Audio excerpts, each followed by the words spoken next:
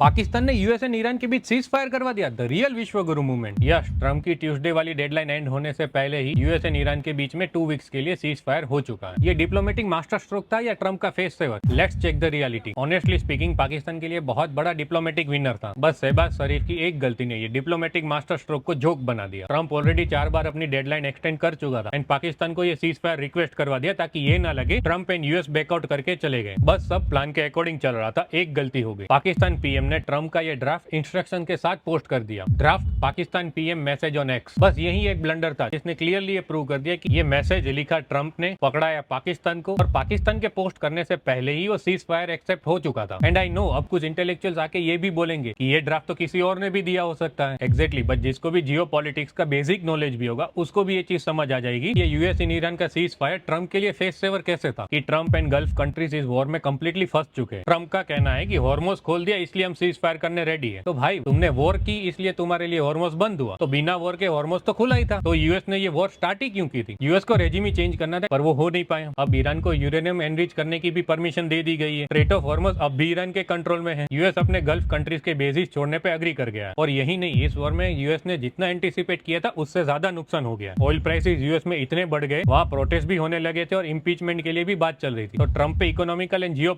दोनों साइड से प्रेशर था। तो वॉर स्टार्ट होने पे जो ट्रम्प अल्टीमेट सरेंडर मांग रहा था, और ये सीज फायर डील से तो यही लग रहा है कि ये ईरान ने नहीं, यूएस एंड ट्रम्प ने अल्टीमेट सरेंडर कर दिया। इसीलिए ट्रम्प को चाहिए था एक फेस सेवर। तो ट्रम्प को बस एक पपेट चाहिए था। पाकिस्तान की खुद की हालत टाइट है, तो पाकिस्तान ने जैसे ही यूएस का ऑफर आया पपेट बनने का, वो मैसेज इंस्ट्रक्शन के साथ पोस्ट कर दिया। अब कांग्रेस इकोसिस्टम एंड इंटेलेक्चुअल इसको पाकिस्तान का मास्टर स्ट्रोक बताए उससे पहले शहबाज शरीफ की गलती से ट्रम्प इतना गुस्से हो गया कि उसने तुरंत ही प्रेस में स्टेटमेंट दे दिया कि चाइना की प्रेशर की वजह से ईरान नेगोशिएट करने आया। तो बेसिकली उसने टिश्यू की तरह पाकिस्तान को यूज किया, ब्लंडर होने पे क्रेडिट लेके सीधा चाइना को दे दिया और पाकिस्तान को डस्टबिन में फेंक दिया। एंड फिर भी अगर आपको ये लग रहा है कि इंडिया इसमें क्यों नहीं गया, इंडिया की फॉरेन पॉलिसी क्रिस्टल क्लियर है, not our monkey not my circle. And इन सब के बाद भी ये सीज फायर कितनी देर तक चलेगा, 2 वीक भी चलेगा, नहीं चलेगा, ये कोई गारंटी नहीं। ना ट्रम्प का भरोसा है, ना ईरान का भरोसा है। एंड इसराइल ने तो बोला ही नहीं कि हम रुक रहे। एंड आई नो इन सब के बाद भी राहुल गांधी, कांग्रेस इकोसिस्टम एंड सारे इंटेलेक्चुअल शहबाज शरीफ को एकदम हाइप करेंगे, क्योंकि इनका एजेंडा क्लियर है। अगर कुछ भी इंडिया के अगेंस्ट है तो ये लोग उसको सपोर्ट करेंगे, फिर भले ही इनको पाकिस्तान को सपोर्ट करना पड़े, ये करेंगे, क्योंकि पाकिस्तान से इनका याराना भी तो पुराना है।